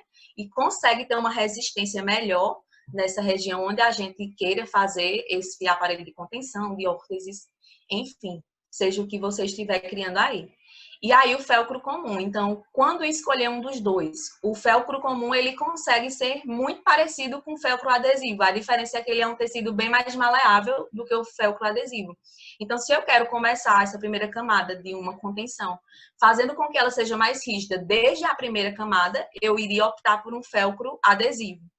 A espuma adesiva, ela também é outro material muito importante para essa primeira camada. E essa espuma adesiva, ela é termorregulável. Então, ela é muito importante por isso, né? Porque o público ao qual a gente está construindo esses materiais são jogadores. Então, com certeza, eles trabalham ali, vão suar, e esse suor pode fazer esse acúmulo de bactérias. Mas essa espuma adesiva, ela absorve uma certa quantidade de calor. Claro que não tão grande quanto esse outro material, o sorbotano adesivo, que é um material que ele é bem mais rígido, sim. Ele consegue ter uma melhor termorregulação, ele consegue arcar melhor a quantidade de suor, e ele é também um material bem, digamos, mais carinho em relação aos outros, mas também é um material bem melhor, porque ele aguenta bastante o aumento dessas temperaturas. E, além desses, temos as espumas tradicionais. Então, essas espumas tradicionais, elas são colocadas por via de conforto, elas são bastante confortantes para as regiões, também são termorreguláveis, e, normalmente, os fisioterapeutas esportivos, eles optam por escolher a espuma reticulada, porque ela consegue ter uma melhor superfície de resiliência. Então, quando você coloca enfaixado na região onde você está fazendo, o material que você esteja fazendo, ela consegue ela consegue arcar um melhor impacto, no caso. Essa espuma reticulada, quando você consegue amassar ela, ou simplesmente ter um impacto na região como um choque muito forte, ela consegue voltar ao seu estado inicial com uma melhor conformidade. Já essa outra espuma, a espuma aglomerada, não, ela não suporta tanto impacto. Normalmente essas espumas tradicionais, elas são utilizadas para fazer aparatos que vão ali proteger a região do tórax do indivíduo. Então, essa região do tórax, ela absorve bastante impacto. Então, se a gente sabe que é uma região como o tórax, a opção melhor é fazer a utilização dessa espuma reticulada. A não ser, pode ser utilizada o alcolchoado de espuma aglomerada em outras determinadas regiões. E aí, dos materiais rígidos, o livro nos cita alguns que são os mais comuns na prática, né, clínica do fisioterapeuta esportivo. E, normalmente, eles são bem parecidos. Então, tem que ter um conhecimento acerca de onde usar cada um, porque, às vezes, você precisa de algo mais rígido, mas acaba substituindo por um material mais maleável. O que eu quero dizer com isso é que materiais como o ortoplast, que são esses da letra A que vocês estão vendo aqui, eles são materiais mais rígidos, eles são materiais mais propícios ali para a produção de órteses. E eles são utilizáveis justamente por isso, porque como segunda camada, ele vai dar ali uma melhor estabilidade a essa região que você está querendo criar. Mas também existem outros materiais similares ao ortoplast, que no caso é esse da letra B, né, o X-Lit, e o Plastisult, né, esse da letra C. Eles são utilizados de modos similares, a diferença é que eles, na verdade, essa letra A, C e D, eles são similares, né, essa letra C e D, ao ortoplast, que é o da letra A, porque eles são materiais também rígidos, mas eles são mais maleáveis do que o próprio material do ortoplast. Então, eles podem ser utilizados ali como uma primeira camada, mas só se você realmente não quiser ter uma contenção tão grande, uma resistência tão grande para essa estabilidade tão grande. Já o aparato do X-Lit, ele é utilizado normalmente não para a produção de órtese, porque ele é rígido, ele consegue conter a região ali de maneira muito boa, só que não tão rígida. Então, normalmente o X-Lit, ele é utilizado em casos em que o esportista está ali no futebol, tem uma lesão, e aí ele para. E aí o fisioterapeuta, para conter essa região, até que os cuidados médicos, até que o setor emergencial chegue, é utilizado esse X-Lit nessa região para fazer essa contenção. Então, ele está aqui também dentro dos materiais rígidos. Já os outros demais materiais rígidos, nós temos as talas gessadas, que a gente já conhece comumente no nosso